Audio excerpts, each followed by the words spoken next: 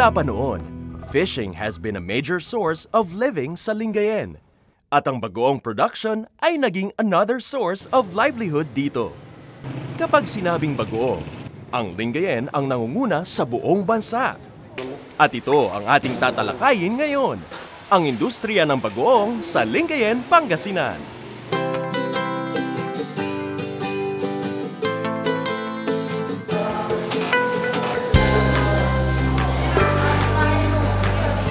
Bagoong production is an age-old industry in Pangasinan. Ang pagbabagoong ang naging paraan ng mga mangingisda upang makapag-imbak sila ng pagkain. Now, it's a business that is passed on from generation to generation. Nag-umpisa kami ng yung parents ko, saka mga lola namin, 1953. Dati mayroong fishing boat yung lolo namin. Sa dami ng isda, ng huli, wala silang mapagdalhan. Yan isipan nilang inasinan. Mayroon silang mga tapayan, mga jar. Doon ang umpisa. Nung nag-umpisa kami, siguro mga 5 jar lang.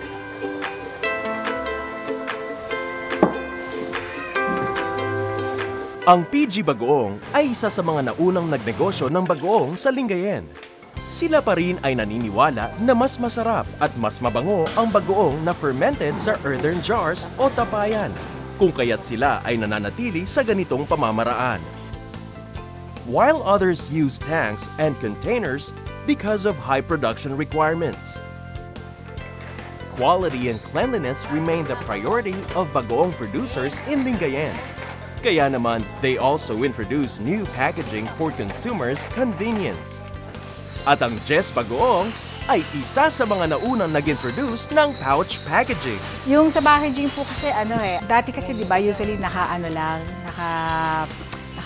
jars or naka-plastic lang yung Si Tati kasi mahilig mahilig mag-experiment or mahilig mag-discover ng kung ano-ano until such time na gumawa ng innovation tungkol sa with the help po ng DTI.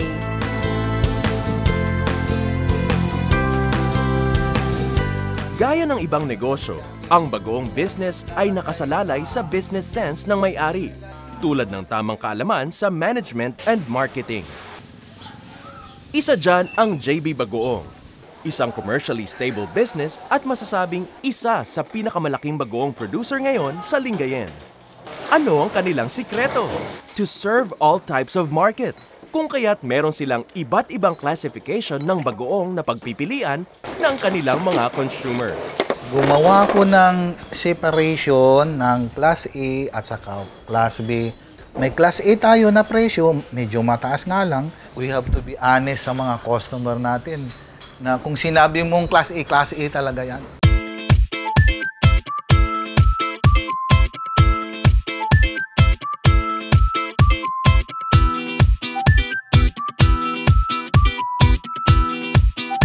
Dahil ang bagoong ay kasama sa pang-araw-araw na pagkain ng mga Ilocano at maging ang bawat Pilipino, merong demand ito sa export dahil sa mga kababayan nating naninirahan sa ibang bansa. Ang E-Mars Enterprises ay isa sa mga nag-e-export ng bagoong sa Hawaii at Guam. You should be HACCP-based. Alam mo yung mga GMP, yung SSO, Good Manufacturing, yung sanitary standards ng paggawa. Tapos, meron ding kailangan mo rin ng importer's guarantee. Yun ang pinaka-importante, yung importer. Mahigpit ang requirements sa export ng bagoong. Bukod sa mataas ang cost of production and materials, ang export ay masasabing additional market lamang para sa local consumption.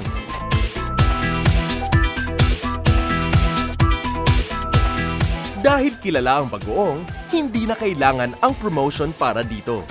Patuloy din ang paglaki ng demand dito. Ngunit kasabay nito ang pagbaba ng supply ng isda, na siyang pangunahing problema ngayon ng mga small bagoong producers.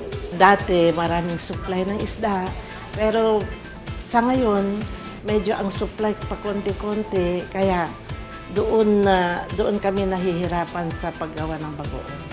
Ang mga malalaking kasi nagbabagoong, Marami silang malalaking truck, nagdadala na sila sa iba't ibang bayan. Pero kaming mga maliliit, nag-aantay lang kami ng bibili ng bagoong sa amin. Kaya doon nag-start ang kunyari competition.